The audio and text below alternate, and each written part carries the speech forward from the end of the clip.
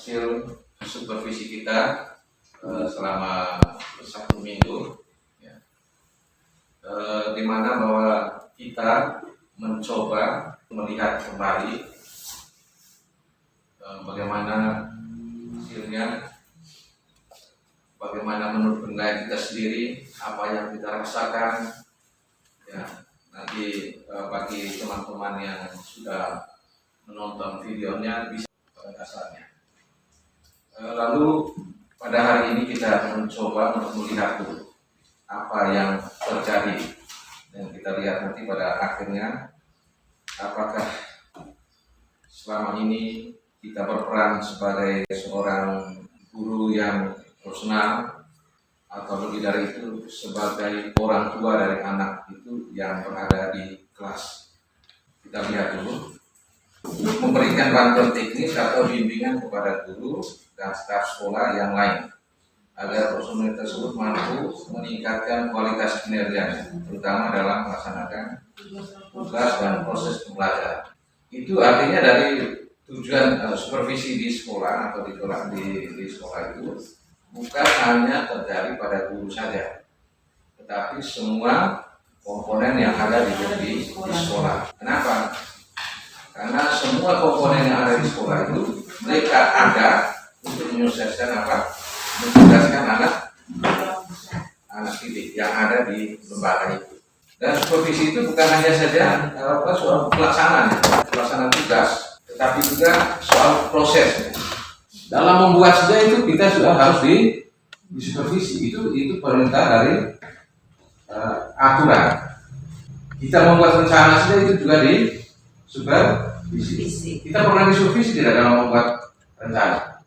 Ya, sebelum kita turun ke kelas itu lagi, itu ada supervisi. RPP itu yang lihat membuat. Yang kedua, membantu guru agar tepat dalam memilih kata, metode, teknik pembelajaran sesuai dengan bahan materi yang akan disampaikan. Dan diharapkan ini juga teman-teman ini gunakan itu berbagai media sumber untuk kita mengetahui apa itu tentang pendekatan, dan pendekatan itu apa saja. Itu harus kita baca sendiri. Itu ada metode yang dulu itu sekitar 4 atau 5 kita ketahui itu metode. Sekarang itu hampir ratusan. Dan itu guru harus selalu update. Teknik itu ada di kelas, ada pada guru. Belajar sesuai dengan pandangan. Berikut, mengetahui kompetensi guru sebagai tenaga profesional dalam melaksanakan proses pembelajaran ini. Dari tutur katanya, tampilannya, geraknya, cara dia memimpin. Di situ kita tahu bahwa guru ini profesional atau tidak dalam menjalankan tugas. Yang keempat, memberi bantuan kepada guru dalam mengembangkan instrumen. Ingat, ini catatan bahwa penilaian dalam proses itu tidak selamanya tertulis, tidak selamanya itu secara formal dibuat. Tetapi penilaian itu instrumen ada, kita siapkan, tetapi proses itu ada tergantung kepada guru. Bisa melalui apa? Pengamatan, observasi. Proses itu sendiri dari awal sampai dengan akhir. Oh, bisa nilai anak ini dari segi ini berarti dia bisa dan mampu. Ada pada guru. Yang berikut, membantu guru dalam melaksanakan penilaian baik selama pembelajaran atau hasil pembelajaran. Materi ajar yang diajarkan pada hari itu kepada siswa.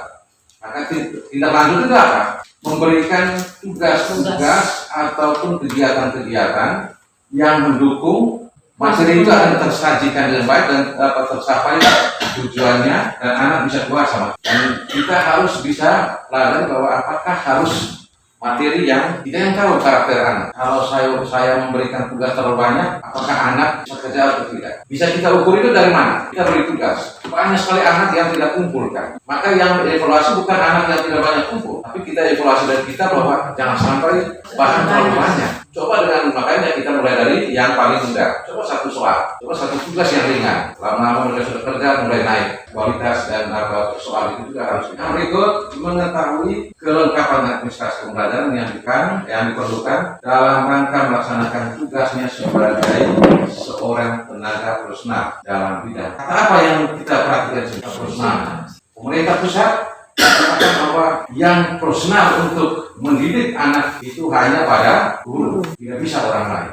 Karena itu untuk memberikan penilaian kepada anak itu bukan orang lain, harus guru. Susun bersama itu untuk membantu guru yang tidak bisa menyusun soal. Tidak bisa menyusun soal itu sangat sadis bagi guru menurut saya. Tapi kalau orang guru yang bangga untuk bisa menyusun di tingkat itu, sebenarnya masa kita guru tidak bisa mampu untuk apa? Menyusun soal. Yang membuat mereka belum mampu adalah kurangnya apa?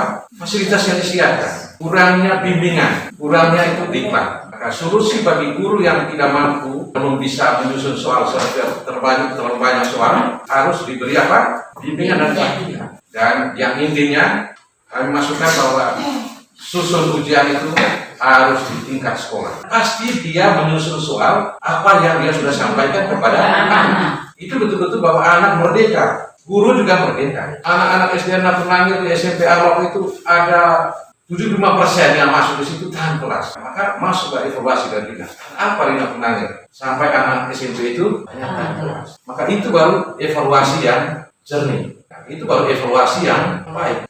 Ini yang dikatakan di sini. Negara sudah yakin, itu terutama kita yang sudah baik yang diangkat oleh pemerintah maupun oleh pihak sekolah, guru honor maupun guru negeri, kita sudah diakui bahwa kita adalah tenaga apa? Tidak pendidikan tapi tenaga yang profesional, yang mampu untuk mendidik anak, mencerdaskan anak adalah. Karena itu kita harus yakin Ibu Imel, Ibu Yudit, dan kita semua mengatakan bahwa saya ini adalah orang profesional. Kerja orang profesional itu apa? Kerja yang harus bertanggung jawab. Bertanggung jawab kepada siapa? Diri. Yang paling utama diri sendiri. Kalau dia tidak berubah, berarti dia tidak bertanggung jawab terhadap diri sendiri. Dia tidak bisa evaluasi sendiri. Yang menyusun nanti di sekolah itu adalah guru. Baik, kita lihat manfaat dari supervisi itu. Ada 4. Guru akan mengetahui kelebihan dan kekurangan dalam membuat perencanaan pembelajaran. Nanti akan kita lihat, terutama itu di bagaimana kita menyusun langkah-langkah. Langkah-langkah apa?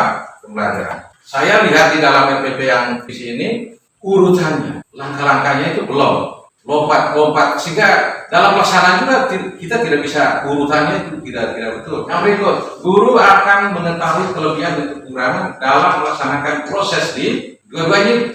Saya sudah buat belum supervisi ini sudah toh, perencanaan sudah, itu supervisi apa?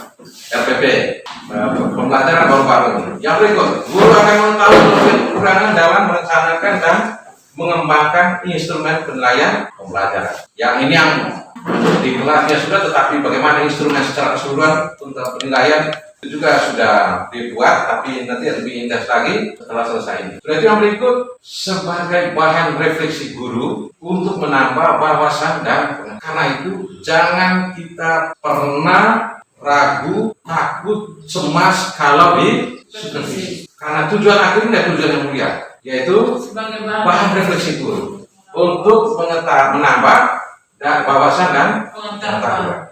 Ini sekilas temuan dalam supervisi selama beberapa untuk semua guru. Yang pertama itu saya cenderung perhatiannya ada di kegiatan pendahuluan, inti dan yang pertama orientasi, motivasi dan persepsi itu belum maksimal.